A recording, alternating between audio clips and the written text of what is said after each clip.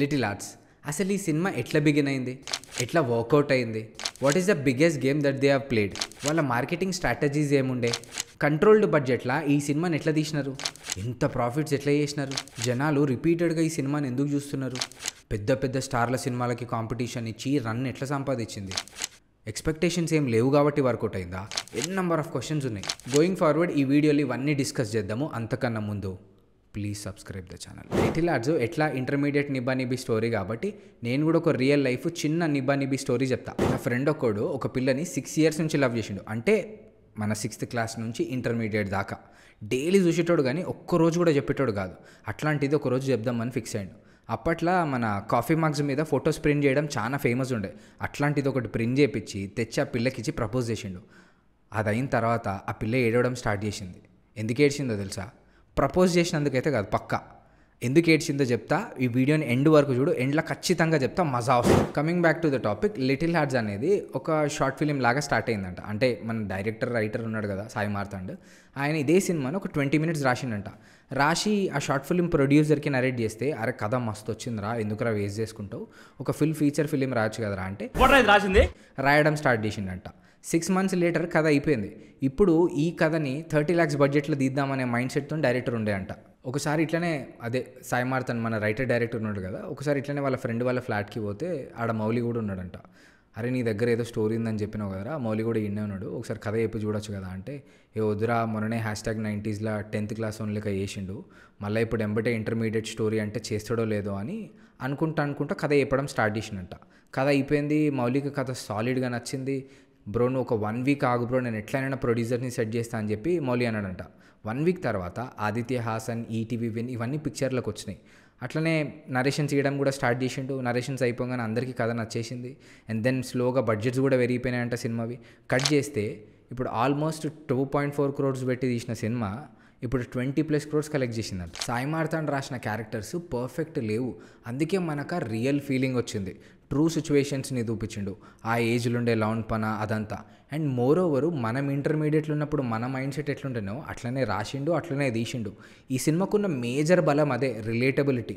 ఇప్పుడు వేరే ఏదైనా సినిమాలో ఉన్న వరల్డ్ని అడాప్ట్ చేసుకోనికి కొంచెమైనా టైం పడుతుంది, బట్ ఈ సినిమాలో ఉన్న వరల్డ్ మాత్రం ఈజీగా అడాప్ట్ అయిపోతాం, ఎందుకంటే మనం ఆ ఫేస్ని దాటొచ్చినాం కాబట్టి. క్యారెక్టర్స్ గురించి మాట్లాడితే అఖిల్, మధు అండ్ కాత్యాయని ఈ 3 క్యారెక్టర్లలో 2 మ్యాక్సిమం అందరికీ రిలేటబులే ఉంటారు. ఎందుకంటే Akhil is that one guy who is very serious about girls. And అట్లనే మధు కూడా చాలా రిలేటబుల్, ఎందుకంటే ఇట్లాంటి ఒకడు ప్రతి గ్యాంగ్లో ఉంటాడు. అంటే మన లవ్ స్టోరీ వానికి ఎప్పుడు జోకే. మా ఊళ్ళో కూడా రోయల్ అమ్ముకున్నా సేమ్ అట్టనే ఉంటుంది. అండ్ ఎప్పుడెప్పుడు బ్రేకప్ అవుతుందా అని వెయిట్ చేస్తుంటాడు. అండ్ మోర్ ఓవర్ ఎప్పుడు శని మాటలే మాట్లాడుతుంటాడు. అండ్ ఇంకోటి ఏంటంటే వాడు ఎప్పుడు ఏ పిల్ల వెనకాల వాడాడు. కాత్యాయని అనే క్యారెక్టర్ మాత్రం అర్రే మనకెందుకు దొరకదు ఇట్లాంటి పిల్ల అన్నట్టు ఉంటుంది. లిటరలీ మన ఇమాజినేషన్లో ఒక పిల్ల ఎట్లుంటుందో అట్లాంటి పిల్ల. ఏం జరిగినా నేను నిన్ను వదలను అనే టైప్ పిల్ల. ఇంత రిలేటబిలిటీ ఉన్న సినిమాకి మ్యూజిక్ కూడా అట్లానే కావాలి. ఈ సినిమాలో మ్యూజిక్ కూడా పివోటల్ రోల్ ప్లే చేసిందని అనొచ్చు. మన మ్యూజిక్ డైరెక్టర్ సింగీత్ ఉన్నాడు కదా, ఆయన కూడా ఆల్మోస్ట్ మౌలి వాళ్ళ గ్యాంగే, కానీ మంచి హార్డ్ వర్క్ చేసి మస్తు అవుట్పుట్ తీసిండు. ఈ సినిమాని జనాలు రిపీటెడ్గా చూడడంలా క్యారెక్టరైజేషన్, స్టోరీ, మ్యూజిక్, హ్యూమరు ఇవన్నీ పివోటల్ రోల్ ప్లే చేసినాయనే అనొచ్చు. బడ్జెట్ని కూడా చాలా కంట్రోల్ చేసినారంట. అంటే గల్లీలా పెద్ద హడావుడి ఏం లేకుండా సింపుల్గా తక్కువ టీంతో షూట్ చేసేసినారంట. బెంగళూరు ట్రాన్స్ఫర్మేషన్ సీన్స్ అండ్ అట్లనే ట్యాంక్మెంట్ మాంటేజెస్ ఉన్నాయి కదా, అవన్నీ కూడా సోనీ FX3 గొరిల్లా షూటింగ్ చేసేసినారంట. గొరిల్లా షూటింగ్ అంటే అదే మన యాక్టర్స్ ఏమో రోడ్డు మీద పోయి పర్ఫామ్ చేస్తూ ఉంటారు, వీళ్ళు కెమెరాని సీక్రెట్గా పెట్టి షూటింగ్ చేస్తుంటారు. అంటే పర్మిషన్స్ అవన్నీ ఏం తీసుకోవాల్సిన అవసరం ఉండదు కదా. మార్కెటింగ్ గురించి చెప్పాలంటే వీళ్ళు పెద్ద పెద్ద ఫంక్షన్స్ కూడా ఏం చేయలేరు. ఆల్రెడీ మౌలి అండ్ సాయి మార్తాండ్ ఎట్లా మీమర్సే కాబట్టి మేబీ ఆడ నుంచి కూడా కొంచెం సపోర్ట్ వచ్చి ఉంటుంది. బట్ అది మాత్రమే సరిపోదు కదా, ఇంకా సపోర్ట్ కావాలి. యాక్చువల్లీ ఈ సినిమాలో వర్డ్ ఆఫ్ మౌత్ అనే కాన్సెప్టే బాగా పనిచేసింది. ఎందుకంటే ఒకవేళ నీకు నచ్చితే నువ్వు పోయి నీ ఫ్యామిలీకి చెప్తావు, నీ ఫ్రెండ్స్కి చెప్తావు, వాళ్ళు కూడా చూస్తారు.